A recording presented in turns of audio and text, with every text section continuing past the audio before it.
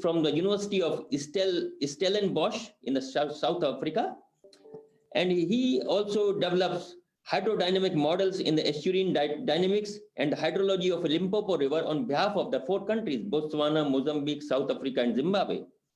And he was also there in the South Africa as the director of the regional planning at the Department of Water Affairs and Forestry. Later, he joined in the FAO as the senior water resource officer in the regional office for Africa. And now he is global framework leader on WASAG, that's water scarcity in agriculture, a partnership which is hosted by FAO in Rome since 2007. So over to Jean, you about your topic and how FAO is pushing the quinoa and how important is it for FAO. Jean. Thank you very much, RK. I hope you can hear me. Yes, very well. Thank you. So I just want to share in 5 minutes what FAO is doing in promoting quinoa. Next slide, please. So I think the best way to represent the value and strategic importance of quinoa, as Ismahan already alluded to, this is a superfood. But in terms of the SDGs, we as FAO work in many SDGs. However, if you focus on quinoa and its relevance to the SDGs, you can say that it has the potential to address poverty. It has the potential to end hunger, and because of its nutritious value, to also contribute to good health. It will empower women. It can contribute to economic growth, decent work and economic growth. It can lead to responsible consumption and production. It can help to mitigate climate change. It can help to protect the life on the land, specifically on marginal lands. It can help also with the partnerships. In fact, the essence of our collaboration with ICBA and many other partners is to realize that no one alone can unleash or unlock the potential of quinoa and many other topics. So partnerships is very critical to quinoa, and I'll show that in the next slides. Next one, please. Next slide, yes. So as already said, 2013 was the International Year of Quinoa. I confess that I heard the word quinoa for the first time in 2013. So I'm still learning about quinoa.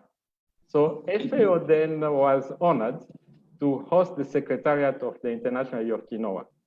And because quinoa originates from Latin America, so our regional office in Latin America hosted the Secretariat. During that year, FAO embarked on a very ambitious dissemination of quinoa in 29 countries, 28 first, and then in 2016, 1 country, that's Morocco. And these activities consisted of promoting, undertaking research, production, and of course, an international forum to make sure that people know about the potential of quinoa. There were so many positive outcomes, not only in production, in different varieties, in kind of seeds. It was realized that, in fact, the quinoa has a huge domestic, but mostly international market. As we had now, the farmers in Latin America produce quinoa, but they prefer to sell it. The price of quinoa went so high that, in fact, it became attractive to sell it rather than to consume it. And obviously, as it has been said already, the nutritional value of quinoa makes it a superfood, make it a very, very attractive commodity. So therefore, the need came to upscale its adoption. The need arose to strengthen collaboration between different institutions who could promote it. Next slide, please. So now what is FAO doing? FAO is working very hard with partners to promote the adoption of quinoa, to increase agriculture productivity in marginal lands for achieving the Sustainable Development Goals. I'm happy to report that I feel like now I'm part of ICBA because I work a lot with RK. We're developing a project now for a year. I've been increasing our understanding of quinoa together with CIRAD. We are targeting for now 18 countries with the hope that we can increase the numbers.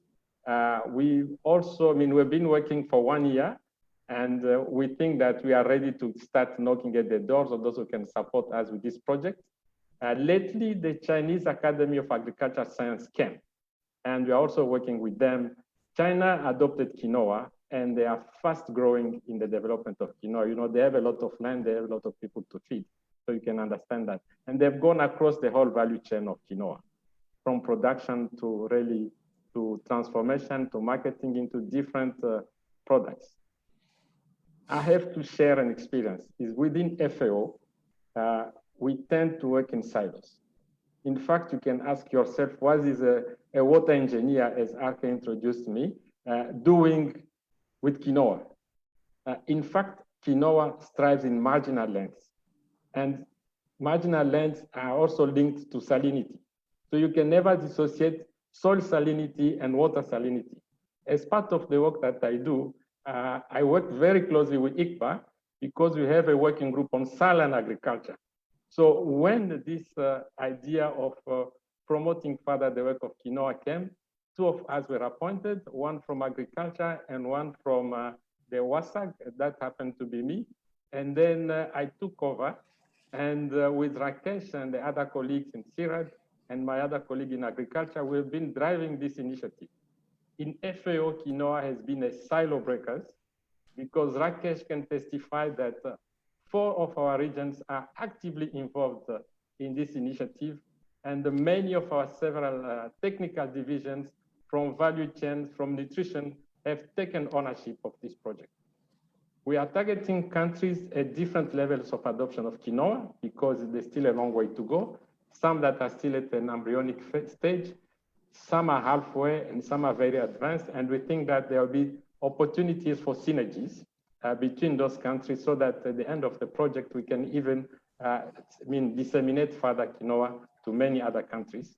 So indeed, we do expect a greater adoption of quinoa with a bigger impact on the SDGs. The last slide, please.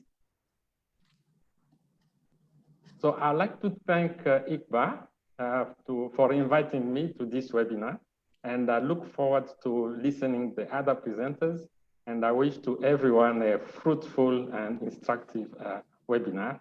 Thank you very much. Thank you very much, Jean, for this nice presentation and giving the just overview of how FAO is pushing. And I agree with you. Quinoa is really silo breaker, and there is no boundaries in this one now when we are proposing the proposal. There are all sort of people from the plant breeder to the engineers to the water scientists, soil scientists, and so many what not. And it's also pushing for the SDGs. So since the time is limited, I will push for the next presentation. I will go through the now in this another one. He is Mr. Porchisian. He's an organic farm specialist from Abu Dhabi Agriculture and Food Safety Authority, that's also called EDAFSA. So I will request Mr. Porchisian to share the screen. There was a glitch, so actually he is going to share the screen. And in the meantime, I will just give about his brief CV. Mr. Porchisian has a postgraduate degree in agriculture extension. So he's an agriculture extensionist. He has around 26 years of experience in extension. 13 years of extension experience is in India and 13 years in UAE. He is a currently organic farming specialist in ADAFSA and has built professional skills to administer, execute, and monitor and evaluate several international and national projects with ADAFSA. And he has a long collaboration with ICBA since 2013. So, Mr. Porchisian, the floor is yours. Can you share the screen and then start the presentation? Yes, yeah, please. Good afternoon. Can you see the screen? Yes, very well. Yeah. Okay. Can you make on the third number, the book? Come again. It's on the first screen, right? Yes. Yeah. Can you make it bigger? Yeah. Okay. It's got, okay? Yes, this one, yeah. Fine. Thank you, Dr. R.K. Singh. It's my pleasure, priority, and privilege to thank my DG, Director General of ADAFSA, Abu Dhabi Agricultural Food Safety Authority, His Excellency Syed Al-Bari. And also I thank Dr. Ismahan, the Director General of ICBA, who has invited me to be a panel member to speak on Quinoa. I'm longly associated with ICBA from 2011, but with the from 11 to 13 with the FODUS, halophytes, and from 13 till now with fodders and Quinoa. So I'm very bridge between Adapsa and IGBA. So thank you very much for inviting me to be a panel member. Right, I have three sections to speak. One, I'll give introduction. That introduction, which already have been covered by Dr. Ismagan, Director General, which I ought to speak. Okay, second part on the research link, what we have done, collaboration, the case study on Quinoa, past 3-4 years with IGBA. And the final is the problems or the major production problems, what we faced practically in the field. This is my synopsis. Okay. Regarding this Quinoa crop, as DG mentioned, it is a miracle crop. She already mentioned miracle crop. Add to it, it is also a medicinal crop. This, though it is a pseudo cereal, it looks like a cereal crop, but it's not a cereal crop. It belongs to the family Amarantaceae. Mr. Portesian, can you share the slides? Click the another slide. First, click that down. Okay. Yes. Got yes. it? Yes, got it. Okay. Thank you, sir. Thank you for reminding me. And down screen also, can you make it bigger? Come again. Click on the third button. 1 second, hold on.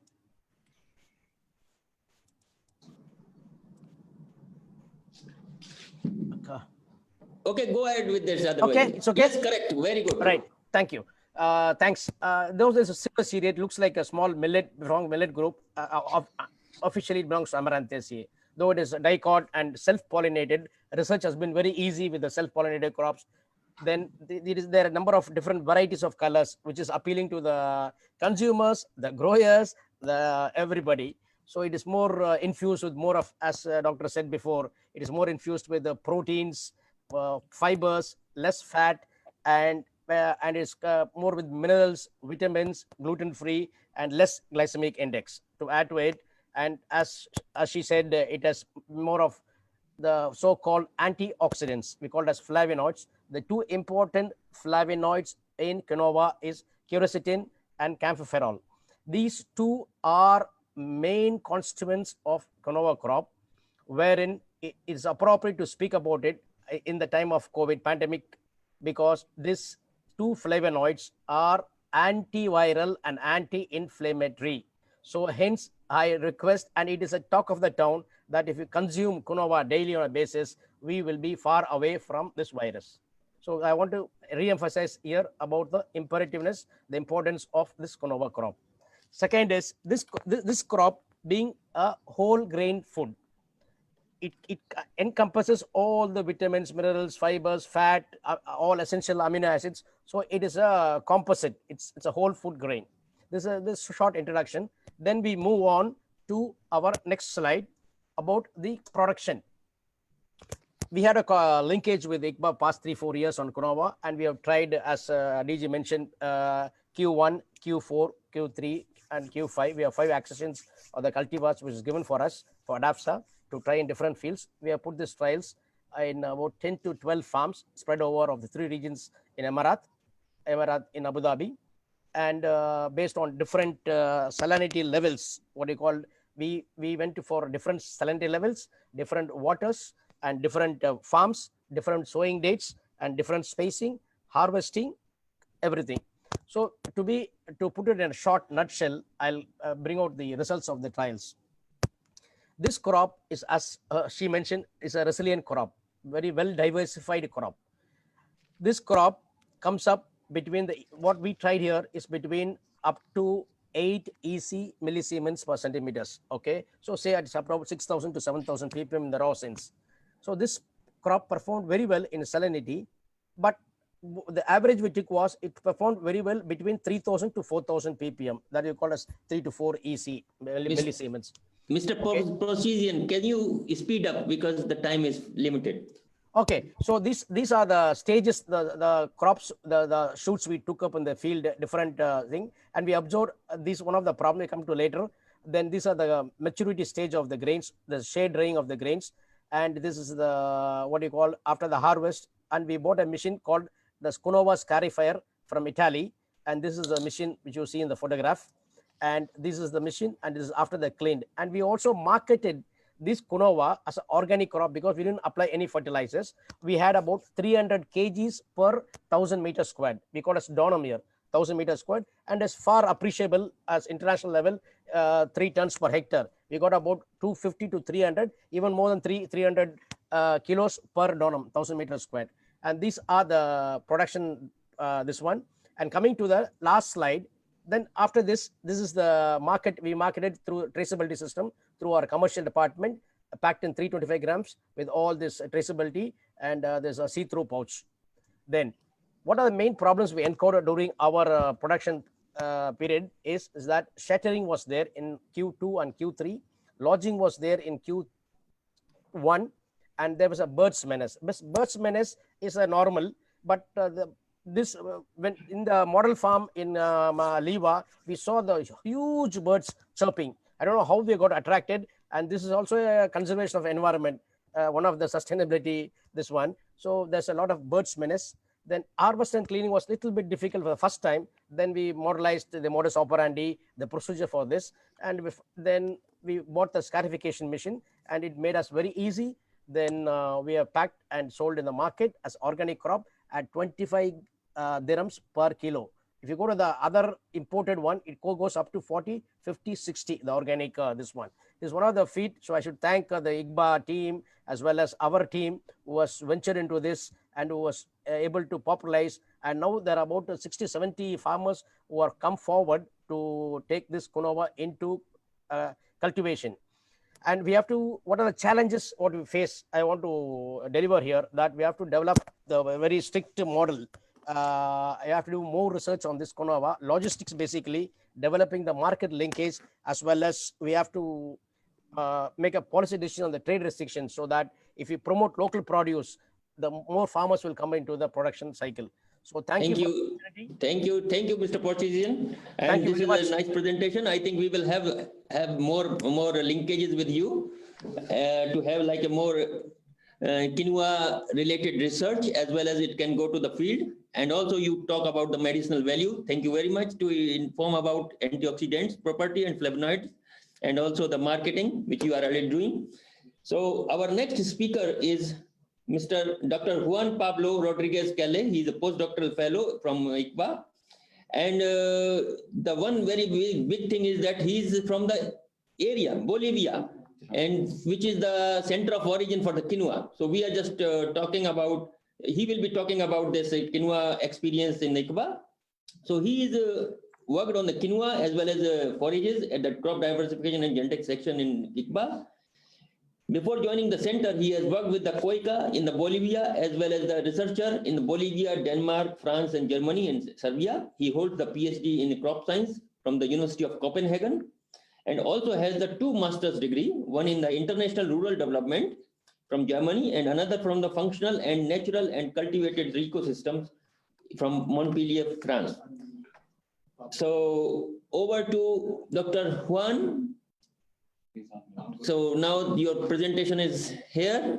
Over to Dr. Juan.